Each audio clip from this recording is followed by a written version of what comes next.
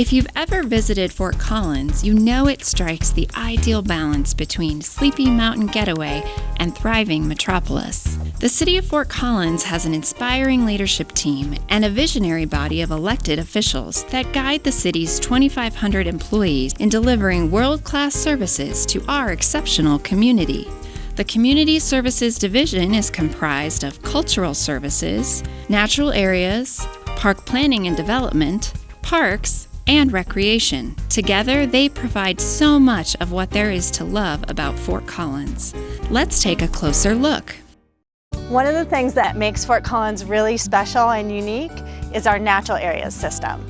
We have 52 natural area sites that encompass 37,600 acres with 109 miles of trail. Natural areas are a place for people to do their daily walk or run, to watch the seasons unfold, to bike or boat or fish or picnic. What makes the city world-class? It's a lot of the programs and services we offer. We have 10 main facilities comprised of main service areas in aquatics, ice, fitness, child programming, sports, senior programming, trips and travels, as well as arts and crafts. Recreation offers facilities that are community hubs. People in the community can get there via public transportation, walking, biking, and come and be part of the community. We're park planning and development, and we're a small team. We're about 7 to 10 people, and we're responsible primarily for planning, design, and implementation of the paved trail system as well as new parks in the city. The work that we do brings tremendous value to our city. We hear how people love the parks and trails in the city, and we think those contribute to the high quality of life that we enjoy here. The City of Fort Collins has a robust cultural services department. We're home to 4 different facilities, our Art and Public Places program, and a community grant-making program, Fort Fund. First facility is the Lincoln Center. That's where I am today. One of the busiest performing arts centers outside of Metro Denver. Also includes the recently national accredited Fort Collins Museum of Discovery, a museum that combines history, science, and exploration. We also include the Gardens on Spring Creek, which is a recently expanded, beautiful botanic garden. We also have the historic Carnegie Center for Creativity, a visual art and special event space. Art holds a special place because it brings diverse voices, people, and background and their experiences to the community. So the Parks Department has 4 divisions.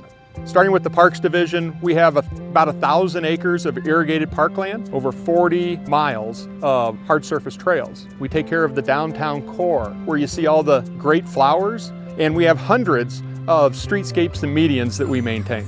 The Forestry Division manages over 55,000 street trees, park trees. Then you have the Cemetery Division. The granddaddy of them all is Grandview Cemetery, and it was established in 1887. In the Golf Division, we have 3 unique golf courses. 9-hole golf course built in 1941, 2 other 18-hole courses on the south side of town. We have thousands and thousands of assets that are worth millions and millions of dollars that we've been using and loving for years. And they get old. They need to be upgraded. They break. And we need to have a sustainable funding source so that we can provide those services long-term for the community. The pandemic and the impact it had on our work teams was pretty substantial. When we were trying to decide what was the safe thing to do, which activities to close or to limit. One of the beautiful things that I saw was the team really coming together to find a way to still provide amazing service. The 4th of July was modified significantly. We saw a loss of attendance. We have restrictions around gathering. The closing our facilities for about a quarter of 2020. That's been a very substantial financial impact on the Recreation Department. And the thing that we would not do, we would not step back from, is we were not going to close our parks and our trails. We needed to have those spaces available for the community to go out and decompress, especially with all the pressures of COVID. When our facilities were closed, one of our facilities turned into a shelter for non-congregate housing for people experiencing homelessness. Here at the Lincoln Center, our team started live webcasting of local arts groups, performances, concerts, so our local nonprofits can share their performances with the community. We have several challenges within our department right now. The first is a simple one, water. We get 15 inches of rainfall a year. It's important for us to think about how do we manage the water resources in a way that will get us to the finish line so that we can build out the park system over the next 20 years. People are passionate here in our city about capital projects. They have high expectations. Sugar Beet Park, Twin Silo Park, Crescent Park, those are all new parks that have been built in the last 3 or 4 years. And the Whitewater Park is a project that we've just completed, and this was an incredibly challenging project. There were high expectations from stakeholders and user groups. We were able to collaborate with many other departments across the city and get it done.